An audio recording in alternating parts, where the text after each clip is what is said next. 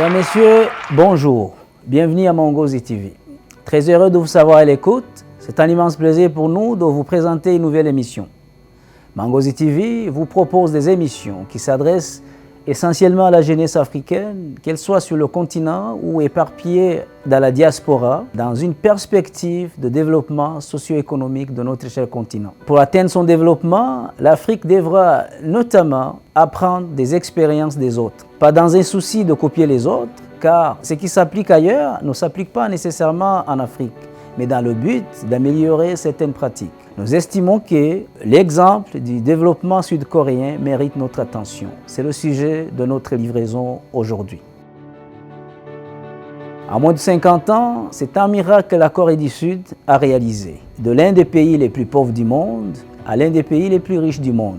Jusqu'à la fin du 19e siècle, en fait, de 1392 à 1910, la Corée était une monarchie et le royaume était gouverné par la dynastie des Joseon. La magie sud-coréenne commence à s'opérer juste après la guerre de Corée en 1953. Soulignons en passant que la Corée du Sud a connu 35 ans de colonisation japonaise, de 1910 à 1945. Après cet épisode colonial, la première république de Corée est déclarée en 1948. À 1950, pouf, la guerre.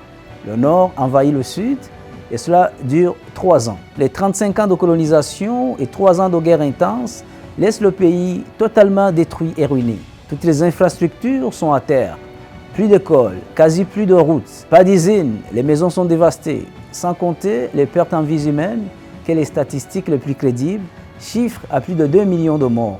À cela, il faut ajouter les innombrables blessés de tout genre. La Corée du Sud devient une république avec une démocratie boiteuse, un peu comme ça se passe dans nos pays, avec comme président Ri Syngman de 1948 à 1960. Aux élections de 1960, le président Syngman va tenter de truquer les élections pour faire élire son vice-président Lee Kin-pong, qui n'a aucune chance d'être élu. Le pays connaîtra de fortes contestations et le président Syngman sera contraint de démissionner. Cela ressemble à un bon pas vers la démocratie, mais quelques mois après, en mai 1961, le chef d'état-major de l'armée, le général Park Chung-hee, accède au pouvoir par un coup d'État. Ici, il est intéressant de noter qu'à cette époque, la démocratie sud-coréenne ne diffère en rien aux pseudo-démocraties importées et imposées en Afrique depuis les années 90. D'une part, les États-Unis soutiennent le président Ri Syngman qu'ils considèrent comme une caution contre le communisme. D'autre part, le président n'hésite pas à truquer les élections pour imposer son vice-président et un coup d'État qui suivra quelques mois après. Il faut tout de même noter la résistance farouche du peuple face à ces manœuvres. Sur le plan politique, la dictature va s'imposer pendant longtemps. Le général Park Chung-hee restera au pouvoir de 1961 à 1979. Toutefois, des grandes réalisations économiques se feront durant son règne et visiblement, le peuple ne s'en plaignait pas trop. Les Sud-Coréens pouvaient se plaindre des dures conditions de travail et la répression qui pouvait s'observer, mais ils semblaient en même temps savourer le développement économique qui s'y observait. Le pouvoir corrompt et le pouvoir absolu corrompt absolument. En 1979, le président Park Chung-hee amende la Constitution et tente de créer le régime Yushin, comprenez régénération. Ce régime consistera à accorder tous les pouvoirs au général-président. Cela va énormément monter la population. En 1979, la situation explose. Des grandes manifestations ont lieu dans les grandes villes et le président Park Chung-hee sera assassiné par le dirigeant de la KCIA, les services secrets. Tout le monde jubile. On pense que désormais, la Corée va embrasser l'ère démocratique. Cette période est appelée le printemps coréen. Cela ne se passera pas comme ça malheureusement. En 1980, un autre général, Chung Do-hwan, prendra le pouvoir par la force. Des grandes manifestations éclatent à travers le pays. Pour tenter d'y remédier, le pouvoir impose la loi martiale. Le chapitre le plus connu de cette période est le mouvement de contestation étudiant dans la ville de Gwangju, que le pouvoir étouffera dans le sang. Cela verra la naissance d'un grand mouvement de contestation qui durera, tenez-vous bien, 7 ans. Un événement va marquer un tournant en 1987. c'est la torture de l'étudiant Pang Chong-chul jusqu'à ce que la mort s'en suive. Durant son interrogatoire, cet épisode ne va pas bien passer. Un autre étudiant mourra dans les mêmes manifestations au même moment. Cela va accentuer le mouvement de contestation et le président finira par accepter d'organiser des élections. En 1987, donc, auront lieu les premières élections libres en Corée, un vrai début d'une réelle démocratie. Sur le plan économique, malgré la farouche dictature, ça continue à progresser. La Corée du Sud s'est hissée en un temps record parmi les premières économies mondiales.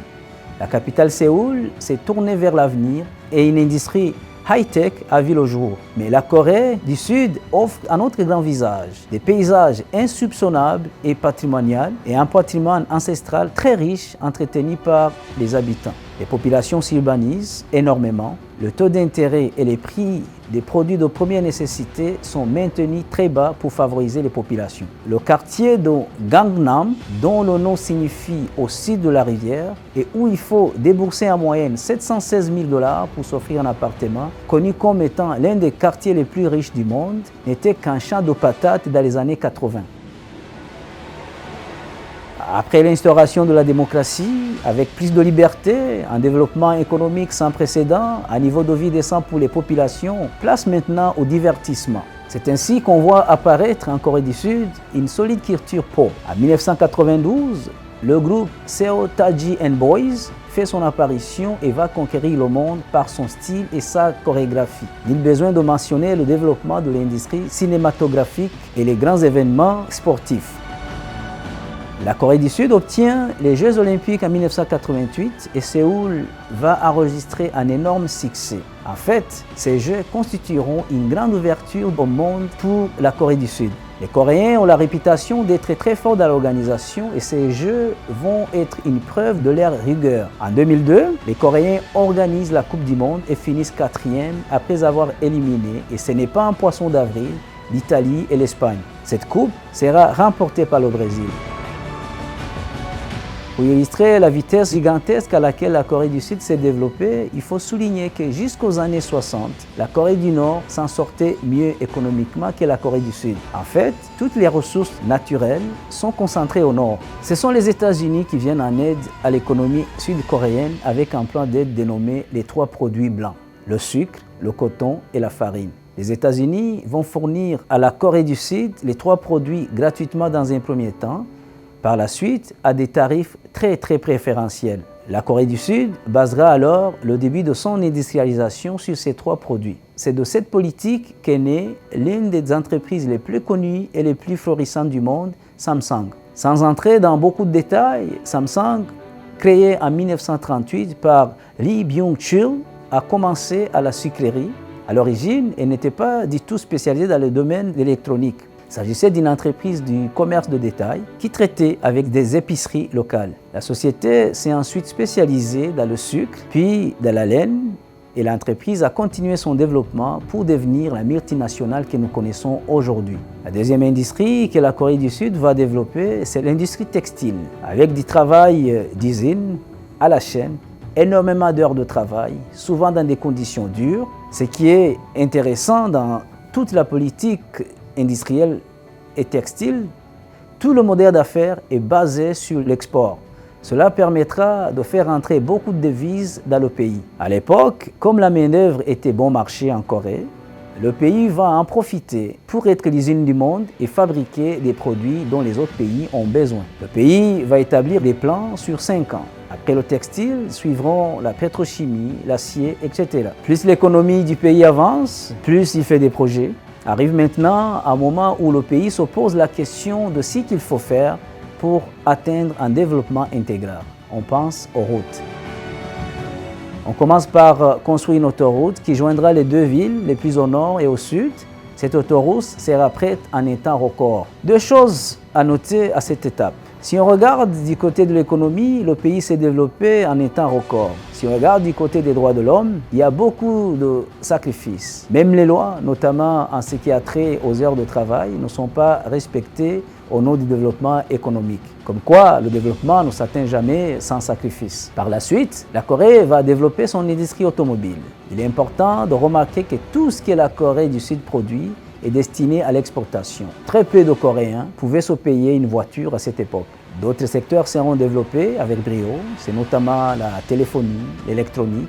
Conscient de la richesse de ses cerveaux et de ses bras, la Corée du Sud exploite aussi le terrain de l'exportation de la main-d'œuvre en envoyant des travailleurs, bon marché évidemment, dans d'autres pays, surtout en Occident, pour y travailler. La force de ces ressources humaines est le fait qu'elles partent toutes à l'étranger pour bosser dur et envoyer l'essentiel des revenus pour développer leur pays. Les Sud-Coréens ont décidé, tous ensemble, comme un seul homme, que 2 générations allaient se sacrifier pour que les futures générations vivent mieux. Je ne sais pas si ce message est clair. Vous avez tout un pays qui réalise qu'il vit dans la misère, qui décide de mettre la main à la pâte, pas pour la génération actuelle, mais pour permettre aux futures générations de vivre mieux. Ils ont remarqué qu'ils étaient en retard et qu'ils devaient travailler plus que tous les autres pour tenter de rattraper le retard.